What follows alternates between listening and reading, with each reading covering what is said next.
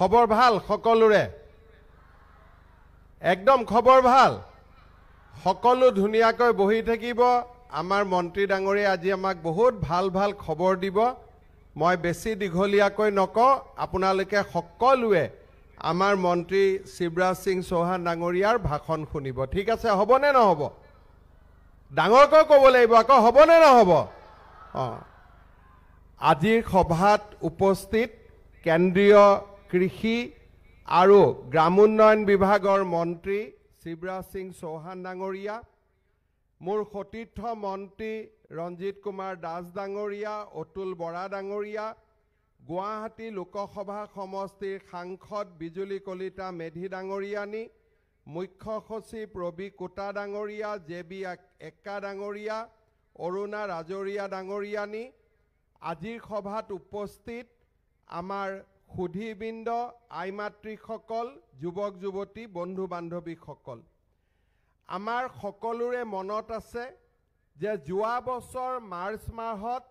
ভাৰতবৰ্ষৰ প্ৰধানমন্ত্ৰী নৰেন্দ্ৰ মোদী ডাঙৰীয়াই যোৰহাটৰ পৰা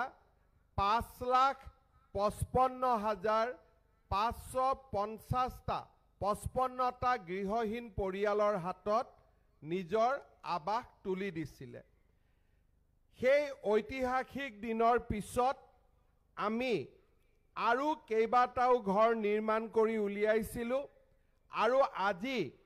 ভাৰতবৰ্ষৰ কৃষি আৰু গ্ৰামোন্নয়ন মন্ত্ৰী শিৱৰাজ সিং চৌহান ডাঙৰীয়াই আৰু 50,000 হিতাধিকাৰীক গুৱাহাটীৰ পৰাই আজি আবাস গৃহ প্ৰদান কৰিলে মই অসমৰ ৰাইজৰ হৈ প্ৰধানমন্ত্ৰী নৰেন্দ্ৰ মোদী ডাঙৰীয়া আৰু শিৱৰাজ সিং চৌহান ডাঙৰীয়াক বহুত বহুত ধন্যবাদ আৰু কৃতজ্ঞতা জনাইছোঁ মই বহুত দীঘলীয়াকৈ ক'ব খোজা নাই আমি সকলোৱে জানো যে আমাৰ অসমৰ উন্নয়নৰ বাবে প্ৰধানমন্ত্ৰী নৰেন্দ্ৰ মোদী ডাঙৰীয়াই কি ধৰণে নিৰন্তৰ কাম কৰি আহিছে মধ্যপ্ৰদেশৰ প্ৰাক্তন মুখ্যমন্ত্ৰী তথা বৰ্তমানৰ গ্ৰামোন্নয়ন মন্ত্ৰী কৃষি মন্ত্ৰী শিৱৰাজ সিং চৌহান ডাঙৰীয়া সদায়ে অসমৰ কল্যাণৰ বাবে কাম কৰি আহিছে মই তেখেতক অনুৰোধ কৰিম যে আমাৰ অসমৰ যিবিলাক দুখীয়া পৰিয়ালে এতিয়াও ঘৰ পোৱা নাই তেওঁলোকৰ কাৰণে যাতে একোটাকৈ নতুন প্ৰধানমন্ত্ৰী আৱাস গৃহৰ অনুমোদন কৰে মই আজি मंत्री डांगोरिया कब खोजो जे हमारे प्रदेश में आपने अब तक हमें 20,91,887 प्रधानमंत्री आवास गृह का स्वीकृति दिए थे और हमने 19,57,777 गृह का अभी तक काम कंप्लीट किया हूं और थोड़ी ही आवास हमारे करने में बाकी है लेकिन हमने जो जियो टैग किए थे वो जियो टैगिंग का बाद हमारे पास 8 लाख बेनिफिशियरी का नाम है जिसको अभी हम आवास देने में असमर्थ है लेकिन थोड़ी ही दिन पहले आपने 1,71,000 नया आवास का स्वीकृति दिए थे और लगभग और आगे जाके अगर मुझे 6 लाख घर मिल जाता हूं तो पहला चरण में जितना आवास का जियो टैगिंग हुए थे সকলোৱে একোটাকৈ ঘৰ পাই যাব অৰ্থাৎ আজি আমাৰ অসমৰ কাৰণে আৰু যদি আমি 6 লাখ ঘৰ পাওঁ তেতিয়া হলে যিসকলে জিও ট্যাগিং কৰি থৈ দিছিলে সকলোৱে ঘৰ পাবলৈ সক্ষম হ'ব मैं शिवराज सिंह चौहान जी आज हमारे बीच में उपस्थित है मैं आसाम वासियों का ओर से आपको यही निवेदन करूंगा कि जब भी आपका व्यवस्था होते हैं तब हमें और 6 लाख गृह का अनुमोदन दीजिए, घर का अनुमोदन दीजिए, तब हमारे पहला सूची समाप्त हो जाएंगे। साथ में मेरा आपके लिए और एक विनम्र निवेदन है। अभी आपने प्रधानमंत्री आवास योजना का जो न्यूनतम मानदंड है उसको काफी आपने घटाया है और अभी नया लोगों को भी घर मिलने का उम्मीद जागा है, इसलिए आपने इनका जो मानदंड है ये थोड़ा आपने उदारीकरण किए हैं। मेरा आपसे एक निवेदन है, हमेशा ये एक कंप्लेन होते हैं कि जो हम जियो टैगिंग करता हूं वो समय हमारे अधिकारी का ऊपर लोगों का कंप्लेन होते हैं कि जब भी हम लोग जाते हैं कुछ ना कुछ हिताधिकारी से, बेनिफिशियरी से हम लोग रिश्वत भी लेता हूं। सच है झूठ है अलग बात है, ऐसा भी कंप्लेन रहते हैं। इसीलिए मैं आपको निवेदन करता हूं, इस बार असम को एक इजाजत दीजिए। हमारा महिला सेल्फ हेल्प ग्रुप से ही इस बार हम जियो टैगिंग करवाना चाहता हूं। अर्थात मैं ठीक है कोई सुने ना, এই बार हमार जियो टैगिंग महिला आत्मसहायक ग्रुपे निजे जदि करि दिए तेतिया कोनेও মাজত टका खाब নোৱাৰে, সকলো दुखिया मानुहे घर निजे निजे पाब। आरो সেই কাৰণে मैं अनुरोध करिसु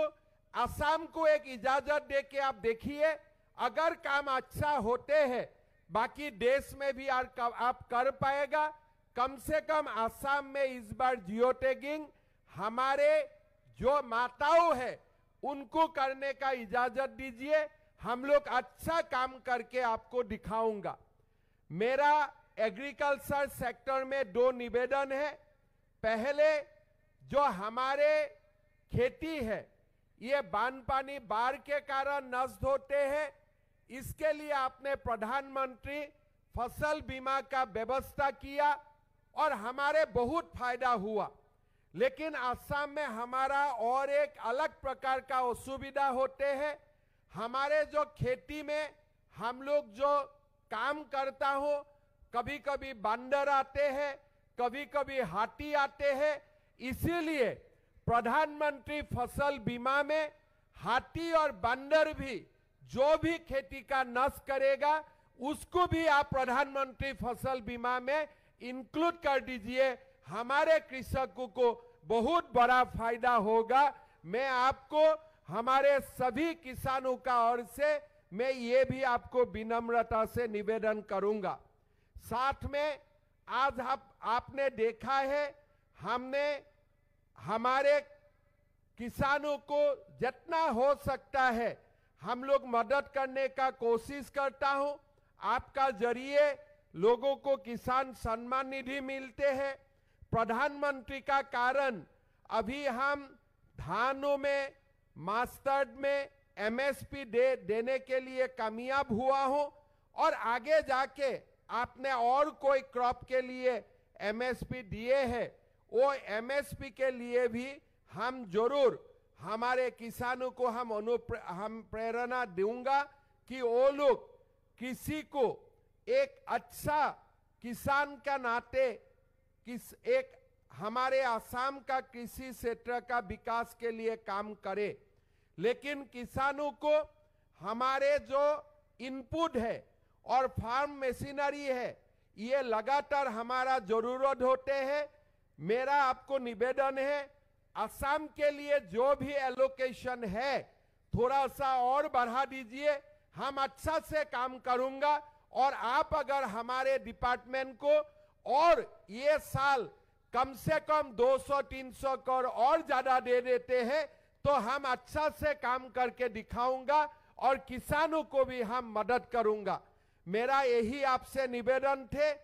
प्रथमते मैं एटाई रिक्वेस्ट करिसु जे आमार 6-7 लाख मानुहे जी एतियाও घर पाब बाकी आछे तेओलोকক जाते आमार घर दिए। जिসকলৰ जियो टैगिंग हुआ नाई तेओलोকক जाते जियो टैगिंग करिबर कारणे महिला आत्मसहायक गोटर जरियते जियो टैगिंग करिबर बाबे सुविधा दिए। প্ৰধানমন্ত্ৰী ফসল বীমা যোজনাত যাতে বান্দৰ আৰু হাতীয়ে খেতি নষ্ট কৰিলেও তাৰো যাতে বীমা আমাৰ কৃষকে পায় তাৰ বাবে ব্যৱস্থা কৰিবলৈ আৰু আমাৰ খেতিয়কক যাতে আমি পাৱাৰ টিলাৰ ট্ৰেক্টৰ বিভিন্ন ধৰণে আৰু সহায় কৰিব পাৰো তাৰ কাৰণে এই বছৰ যাতে আমাক আৰু 200-300 কোটি টকা তেখেতে দিয়ে তাৰ বাবে মই আমাৰ মন্ত্ৰী ডাঙৰীয়াক অনুৰোধ কৰিছো আৰু আপোনালোকেও আমাৰ মন্ত্ৰী ডাঙৰীয়াক আশীৰ্বাদ কৰিব যাতে তেখেতৰ জৰিয়তে আমি অসমৰ দুখীয়া ৰাইজক সহায় কৰিব পাৰো মই আপোনালোকক আকৌ এটা কথা কম যে আজি 50,000 মানুহে ঘৰ পাইছে যাৰ ঘৰৰ ওপৰত এখন ছাদ নাছিলে আজি তেওঁলোকে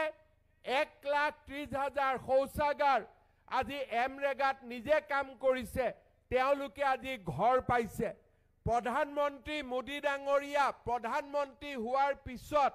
অসমৰ 20 লাখ মানুহে এতিয়ালৈকে ঘৰ পাইছে 20 লাখ মানে আপোনালোকে চিন্তা কৰক যে আমাৰ অসমত যিমান দুখীয়া মানুহ আছে 35 লাখ দুখীয়া মানুহৰ ভিতৰত 35 লাখ দুখীয়া পৰিয়ালৰ ভিতৰত 20 লাখ দুখীয়া পৰিয়ালে ঘৰ পাইছে মই আৰু 6 লাখ তেখেতক ঘৰ দিবৰ বাবে অনুৰোধ কৰিছো আৰু ইয়াৰ পিছতো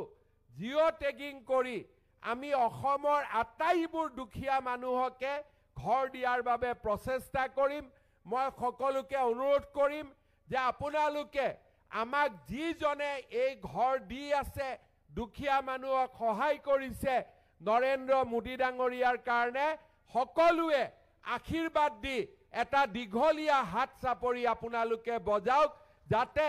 শিৱৰাজ চৌহান ডাঙৰীয়াই মোদী ডাঙৰীয়াক ক'ব পাৰে যে অসমৰ মানুহে আপোনাক হিয়া উবৰি আশীৰ্বাদ দিছে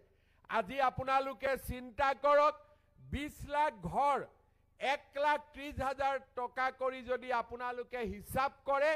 তেতিয়ালৈকে এতিয়ালৈকে অসমত খালি ঘৰ বনাবৰ কাৰণে মোদী ডাঙৰীয়াই আমাক 28,000 কোটি টকাতকৈ বেছি টকা দিব পাৰিছে ইমান ডাঙৰ সহায় প্ৰধানমন্ত্ৰী ডাঙৰীয়াই কৰিছে আৰু আজি নতুনকৈ 50,000 মানুহে নিজৰ ঘৰত থকাৰ সুবিধা পাব আজি আপোনালোকক মই আৰু এটা কথা ক'ব খুজিছো অলপ আগতে আপোনালোকে দেখিছে 21 গৰাকী আই মাতৃক আমি ইয়াত মাতি আনি সম্বৰ্ধনা জনাইছো কিয় সম্বৰ্ধনা জনাইছো